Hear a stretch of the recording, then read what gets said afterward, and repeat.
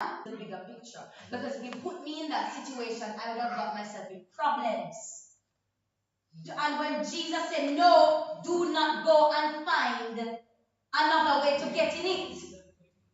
Don't you dare, brothers and sisters. If Jesus said, don't take it, Nashe, do not go and take it. Because you find yourself in more problems if you take it. Listen to Jesus. Though we are limited, God is not. Though we only know a few things, God knows everything. In fact, we may only see the trees, but God sees the forest.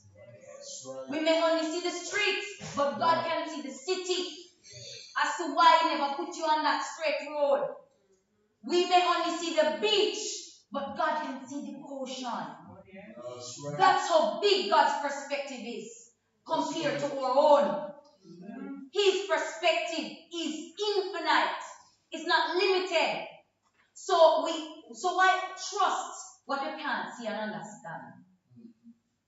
Trust in the Almighty. Instead, for He perfectly knows the past, the present, and the future.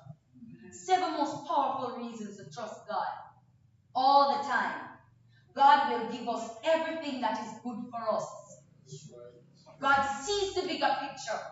You can count on God's words. God wants to give us His kingdom. God will never leave us nor forsake us. God's ways are perfect, and God is love. So, irregardless of whether we are in difficult situations, hang on, because God knows best.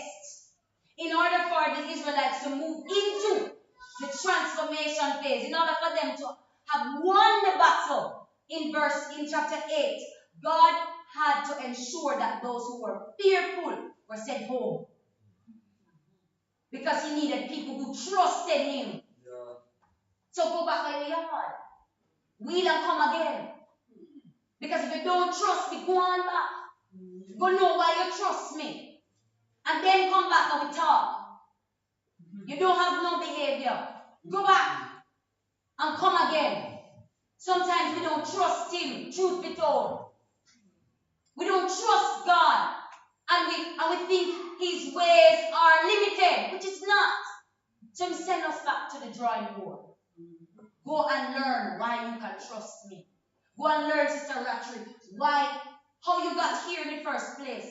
Because I'm sure you had difficult situations that I brought you here, so how can you not trust me? Number 5, dream big. The Bible tells us that whatsoever we ask in His name, and God sees it fit, He will do it. Judges 7:13 says, Judges 7:13 said, and when Gideon had come, there was a man telling a dream to his companion. He said, I have had a dream. To my surprise, a loaf of barley bread tumbled into the camp of Gideon. It came to a tent and struck it so that it fell and overturned, and the tent collapsed. God created us with big dreams to teach us our need for Him, to show us that our life is about Him, and to give us an opportunity to glorify Him when He makes them happen. Dream big for the glory of God. Dream big for the glory of God. Too often as Christians, do we plan plans and forget the most important person? We plan the plan that leave out God. We go in the bus and we drive off and left Him at the yard. You remember the story of the little girl whose mother was going to pray for her. And they were going out. And she said, there's no space in the car, so we have to put Jesus in the trunk. That's what God deserves. The trunk.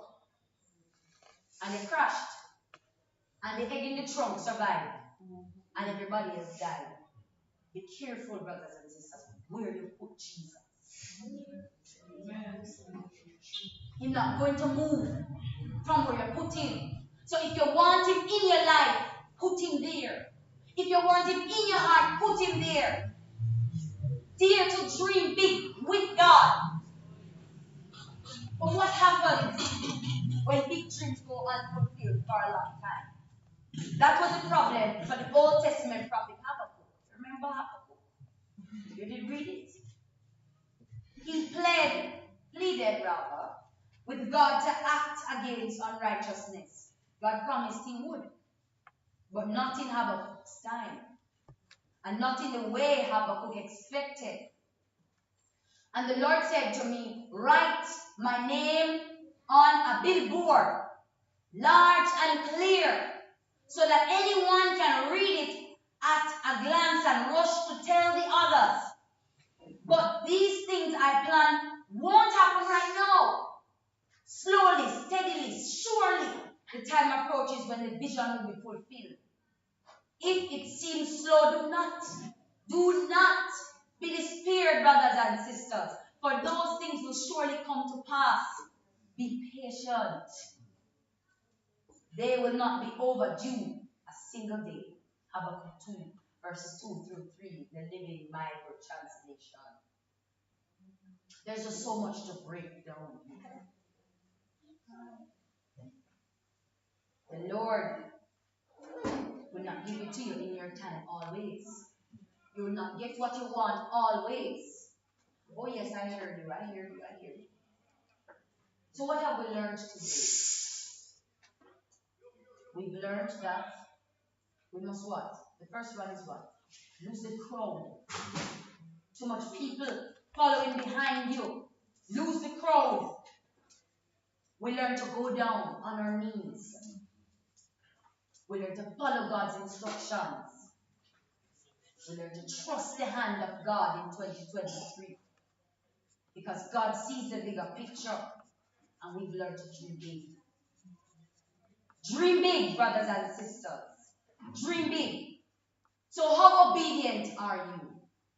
How willing are you to step out in a battle of over 22,000 adversaries and problems with only 300 courts? How willing are you to fight that battle? How ready are you to take on the battle of today? Be obedient to the cause of the Lord. Be obedient to the cause of the Lord. And be ready to stand. Have a blessed day. Amen. Amen.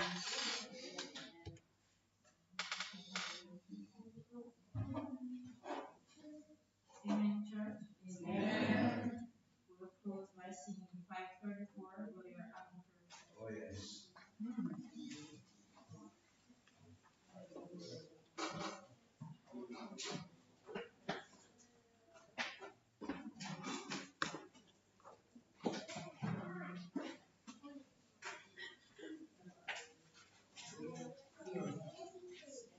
Will your anchor hold in the storm of life?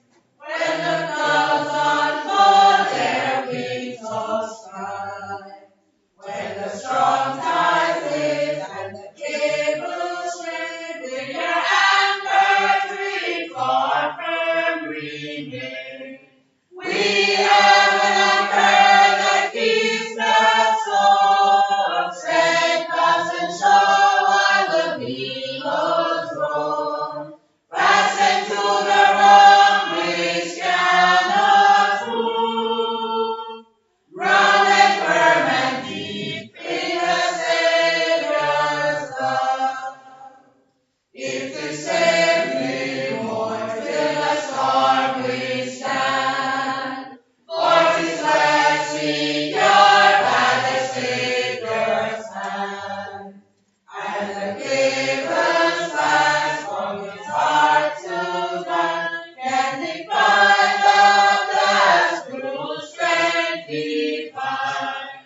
We have an anchor that keeps our soul steadfast and sure while the billows roll.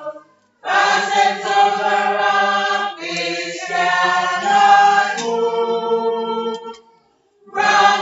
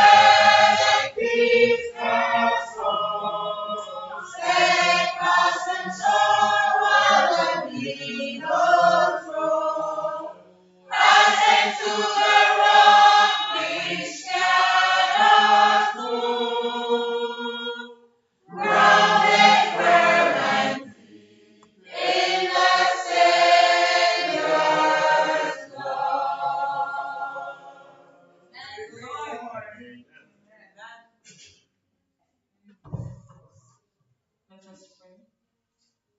Dear most kind and compassionate Father, dear Lord, thank you for everything that you're doing for us, even though we are unworthy. Lord, thank you for using Sister Khalia to remind us what we already know and what we need to brush up on. Lord, as we go through the remainder of the day and through the rest of the year, help us to lose the crowd. Help us to remove all those around us that is not helping us to reach heaven. And where we can help, let us help them so that they may also reach heaven. Lord, help us to constantly be down on our knees because that's where changes take place and that's where you hear us the most when we are at our lowest. Lord, help us to believe in prayer because a lot of us pray but we don't actually believe. So let us have faith and trust in you, and trust your hand because whatever you do and whatever you allow is the best for us, even when we might not see it. But help us to remember that our perspective is limited compared to yours. You are the God of Abraham, God of Isaac, God of Gideon, God of everyone that we study about.